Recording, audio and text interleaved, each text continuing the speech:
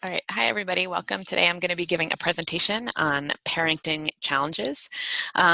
So along the lines of parenting challenges, we are going to talk about some strategies to deal with managing emotions and keeping your relationship strong through parenting differences. And then I'll also talk about some positive parenting, which is an approach that can help provide you with some guidance. How do I make the slide go?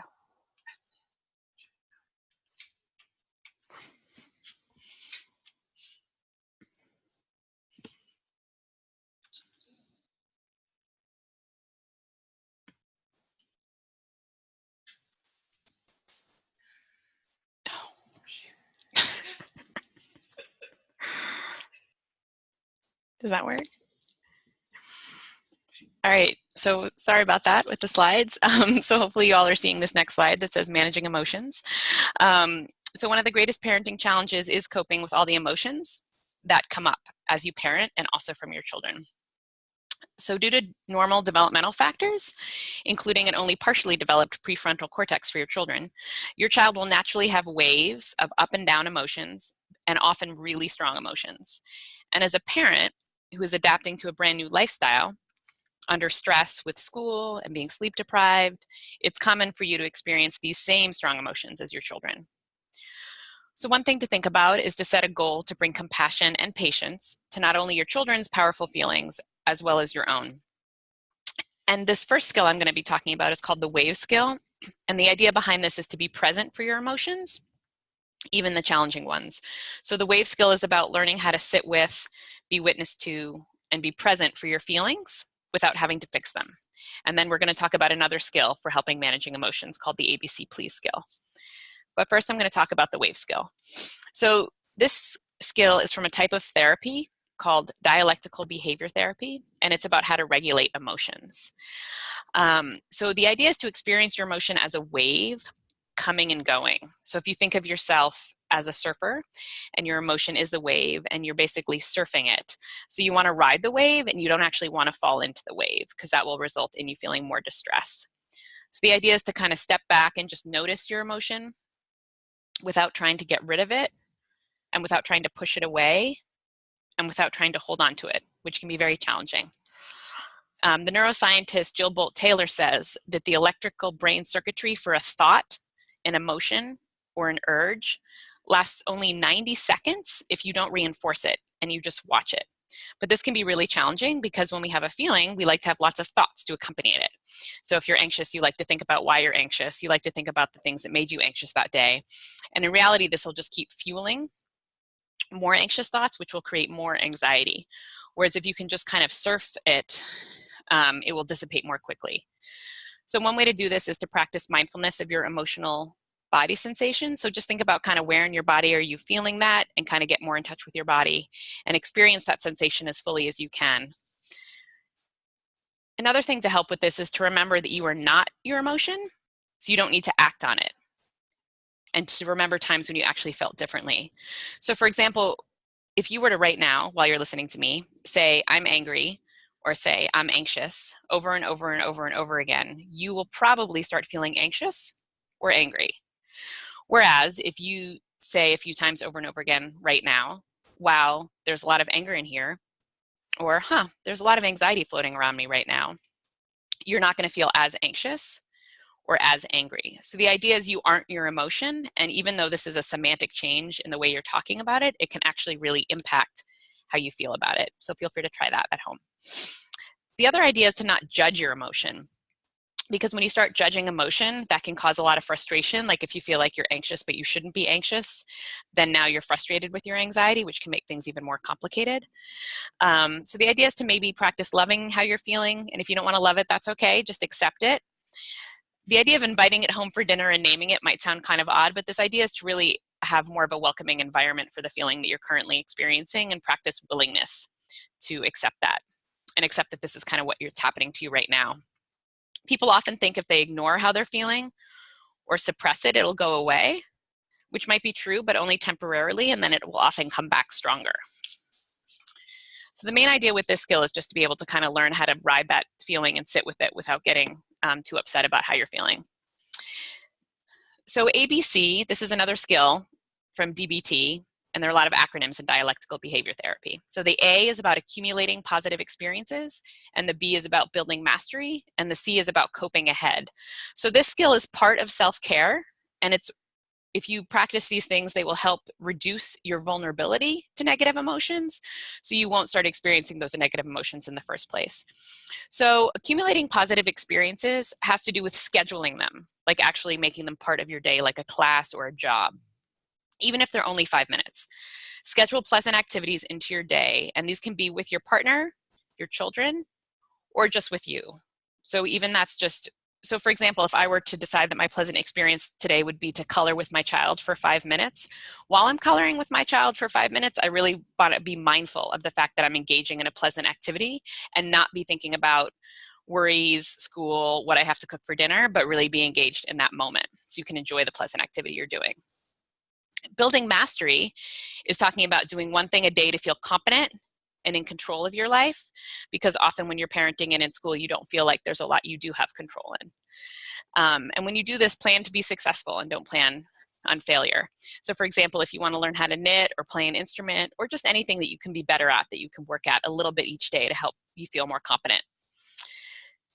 Coping ahead is a strategy about if you have a negative event coming up that's going to create negative emotions, to kind of plan for it and imagine it going well in your mind. For example, if when you get home from school, it's been a long day and you know you're going to see your child and they're probably also going to be tired and potentially hungry from a long day, think about what you can do in that moment to make that experience more positive if you think it might go poorly.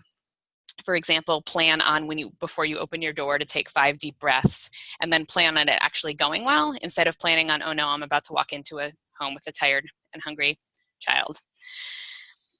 The next part of this skill is, the acronym is PLEASE, which stands for treating your physical illness, balance eating, avoid mood-altering drugs, balance sleep, and get exercise.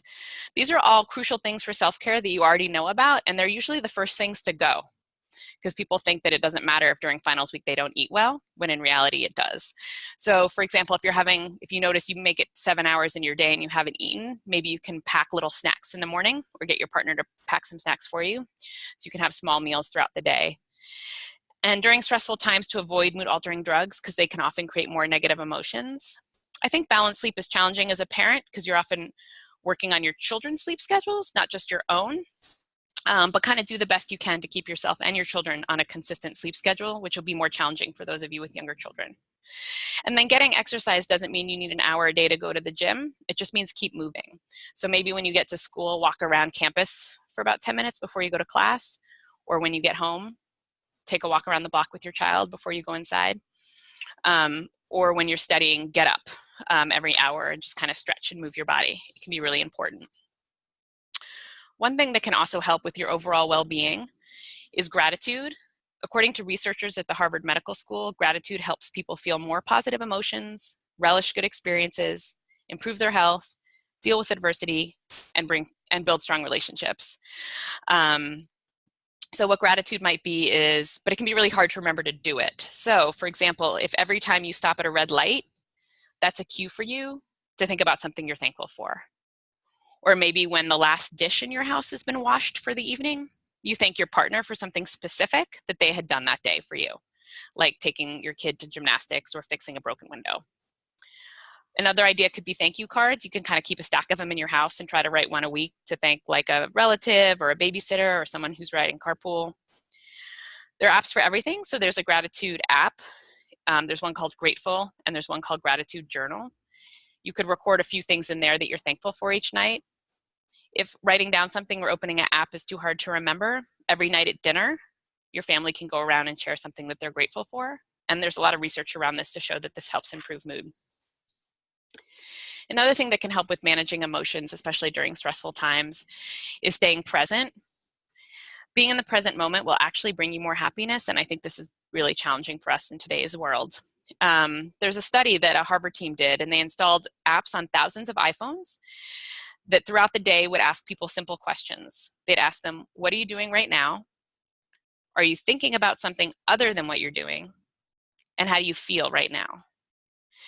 So they got over 250,000 samples from people, about 5,000 people, ages 18 to 88 from 83 countries in 86 different occupations. And they found that at least 30% of the time people's mind was wandering. And on average, their mind wandered 47% of the time, regardless of what they were doing. What they also found is that if your mind wasn't focused on what you were doing, you were more unhappy. No matter what the mind was wandering to, it was more happier in the moment. So for example, people were less happy if they were fantasizing about their Hawaiian vacation while stuck in traffic, and they would be more happy if they were stuck in traffic and in the present moment stuck in traffic and not fantasizing about something else. So there's actual research to show that a wandering mind can actually cause unhappiness.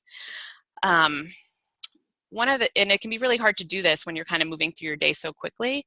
And even if you have a lot of things to do while you're emptying the dishwasher, you can kind of focus on what it feels like to hold that dish in your hand before moving on to your next step.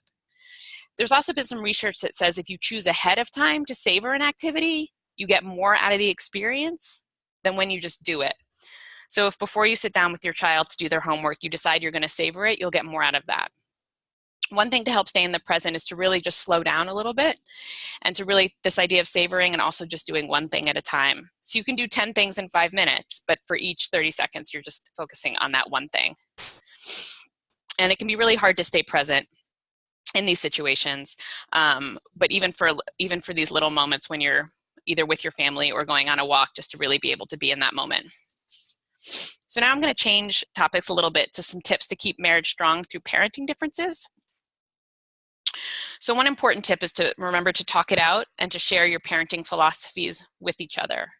You can talk about how you were parented and what you would do the same or differently than your own parents. You can ask your partner about topics such as, what do you think reasonable discipline looks like? Or what do you think would be an appropriate bedtime? Or do you think we should give our children allowance? You're probably not going to agree on everything, but the idea is to talk it out and to make some compromises. Along these lines, to create rules together. Often if you don't create rules together around discipline, it can often lead to miscommunication and misunderstandings and fighting. When you think about rules, a rule such as be good or you'll be in trouble is really too vague for children. So you and your partner should agree on specific rules and write them down. Like, what time is our child going to go to bed? Do they have to ask before they play outside? What about when homework is done with electronics? And you can show the rules to your kids and ask if they have questions, and be open to their ideas and suggestions, and make changes only if they're appropriate. This is kind of an age-related thing. So for younger kids, this might not be as true, but as your children get older, you might be able to do this more because it's easier to enforce rules that everybody can agree on. By the same token, you want to determine consequences together. Some parents are really relaxed about discipline. Other parents are really strict. So one parent may need to kind of agree and kind of compromise, and you might need to find a midway between these two things, because if your parenting styles are very different, it can be a real area of conflict. It can be, once again, helpful to make a written list of consequences just along with the rules so children know what to expect and they all know what to expect. It's also really important to back each other up. Basically, you're going to set your whole family up for disaster if one of you is following the plan, but the other is allowing the child to break the rules or is not enforcing them. So once the plan is in place, you need to stick to it and be consistent. Consistency can be really, really hard sometimes, especially when we're stressed, but it's extremely important in children's lives and your own. And it can be really tempting to let your child, if they're really unhappy, just kind of out of the punishment for that day. But the message that you're sending them is that you and your partner can be divided and conquered, which is not a good message to send. By the same token, you want to be flexible, and how you parent should be flexible to change as your child grows older, because as they develop, you're going to have to revamp rules and change the consequences and reassess. You also need to take into consideration your child's personality, because every child's different. So one rule and consequence for one child may not be a good fit for the other child. So talk to your partner about that. And then also just to give second chances. So if your partner screws up, don't yell at them. Kind of wait till your child isn't present and talk calmly about it and try to forgive each other. Because they're your partner and you're in this together, it's really important to support each other. And parents often forget that they're at the top of the hierarchy in a family structure. So it's important that you kind of agree and be able to kind of give some leeway when needed to each other and give each other second chances. Simply listening to each other and compromising on what's important and agreeing that you're on the same team can really go a long way. The last thing I want to talk about today is positive parenting. Positive parenting involves positive discipline, which emphasizes mutual respect and utilizes positive instructions, and it focuses on learning for the future instead of punishing of the past. So it's really focused on developing a strong, deeply committed relationship between parent and child based on communication and mutual respect. It focuses on teaching children not just what, but why. And it also means training children towards their own self-control. There are many books about it and lots of information online if you'd like to read more. The main book is called Positive Parenting, An Essential Guide by Rebecca Eanes, and her last name is spelled E-A-N-E-S. And studies have shown consistently that using positive discipline yields better outcomes in terms of a child's behavior, emotional growth, academic performance, and mental health. Just to give you a little overview of what positive parenting might look like, it focuses on the reasons behind the action. So there's always a reason why a child misbehaves, even though the reason may seem super silly to the parent.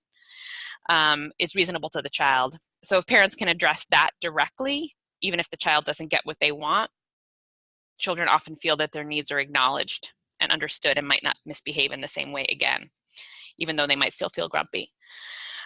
So for example, if your child hits their sibling, the reason could be that their sibling took away the toy and they were frustrated. So teaching the children to ask permission before taking someone else's things can often prevent this from arising.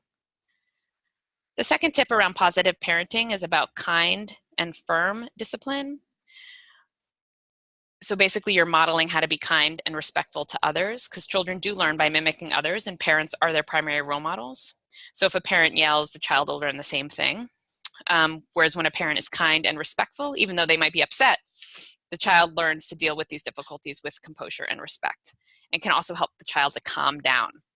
And being kind is not the same as giving in, but you can firmly and kindly tell a child that they can't have what they want. Also be firm in setting limits and enforcing consequences so that they know what to expect. Tip 3 is about taking a time out for yourself also when needed. It's inevitable that sometimes parents are just exhausted and angered by their children's behavior. So if you can calm down and speak in a respectful and firm way, then you're modeling for your child. I had a friend once who has twins, and they were about 13, and everything was going quite poorly that evening. So everyone was in a timeout, and everybody just kind of went to their room and took some time to breathe, including their parent. The idea is to be non-punitive and kind of to be creative with that. For those of you who have children who are 3 and under, there's a book called Positive Discipline, The First 3 Years by Jane Nelson, N-E-L-S-E-N. So she talks about how punitive punishment can often produce resentment or rebellion or revenge and retreat. And often punishment doesn't stop a bad behavior, and it also doesn't teach any good behaviors. Whereas a positive, non-punitive response can be much better at settling down an overstimulated child and engaging them in new behavior. So for example, back to timeout, like a positive timeout isn't punitive. It just it means you take the child away from the stimulus that's causing distress and give them some time to calm down, whether that's kind of walking around their room or playing with the toys or whatever they need. The next tip has to do with being clear and consistent and following through. So I talked about this earlier, but kind of deciding together and explaining the consequences of violating limits clearly before they're enforced, and then being consistent. So if you're not consistent, there's going to be some confusion, and your child may test you to challenge your limits to see what else they can happen. So to follow through means to not say something unless you mean it. So empty threats, for example, often give mixed messages to your children. Then also to understand brain development and age-appropriate behavior. So for example, older children you can kind of help their cognitive development by reasoning and giving them choices, which might not be true for younger children. You can also make things a learning opportunity. This is when they're old enough, so kind of older than 3 or 4. Every misbehaving episode could be turned into a life lesson. So like you break a toy, that means you can't play with it anymore. But you don't like a toy, you could give it to a friend or donate it. So think about situations like that. And then being patient, obviously, and not despairing. Positive discipline, this is sort of a brief overview, but it won't produce behavioral change overnight at all. And this is actually not about getting fast results. It's about kind of teaching behavior that parents want their children to learn over time. So it'll take longer to see real changes because you have to do this repetitiously over and over for the children to learn. But when it happens, it can be really rewarding and beneficial. So I hope you enjoyed this presentation today on some of the challenges that you all might be facing as parents, and thank you very much for listening.